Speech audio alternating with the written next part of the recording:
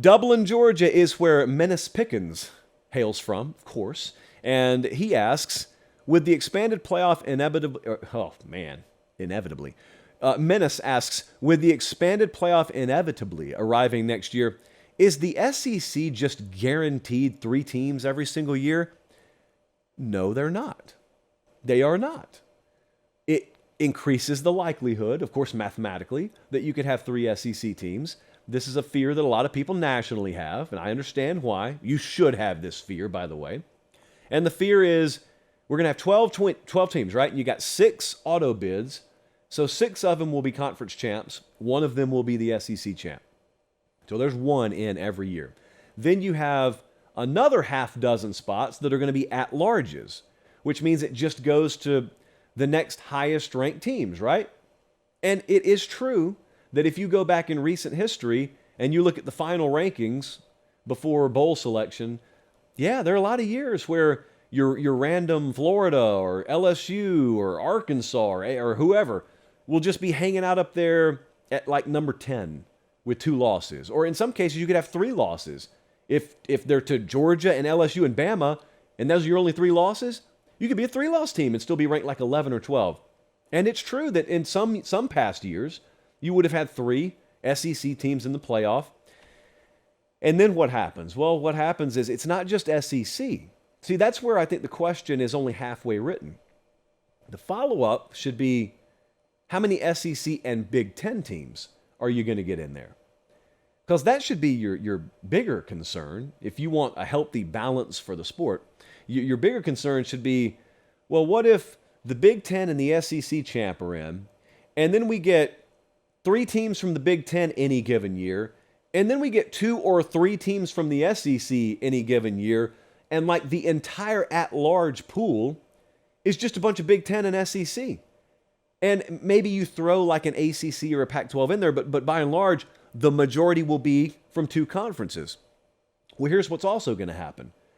The first round games are going to start to filter out the lesser teams. And so mathematically, you have a much larger chance of seeing quarterfinal, semifinal championships with Big Ten versus SEC or Big Ten versus Big Ten or SEC versus SEC. And I don't mean this to be an entire podcast that rails against playoff expansion. It's coming. Can't do anything about it. I'm just saying, a lot of people who are excited about this thing, I want to talk to you. When you're watching Ohio State versus Penn State in a semifinal game, or you're watching Bama versus Georgia, in some cases, these teams could play 3 times in a year, by the way. They could play regular season, they could play conference championship game, and they could face off again in the playoff. Does that feel like the college football you really want?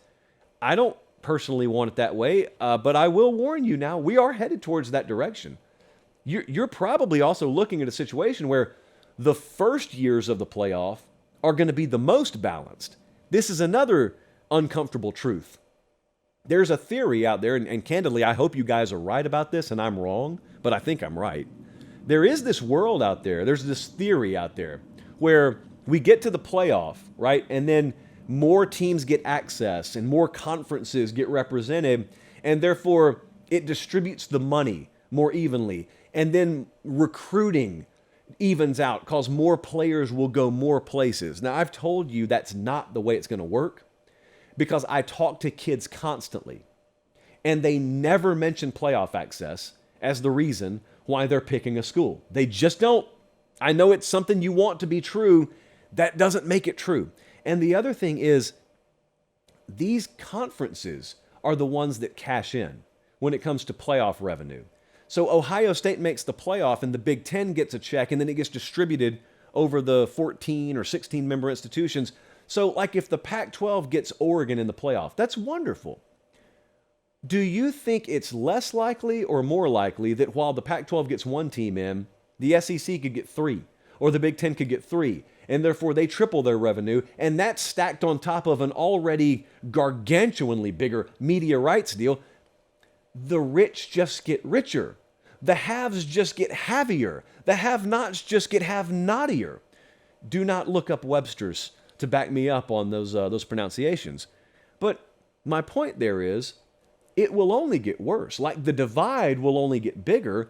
My theory is your best shot at having some kind of equity in the playoff will be in the early playoff versions. Because the further we get down that road, the more sharply the divide is going to show.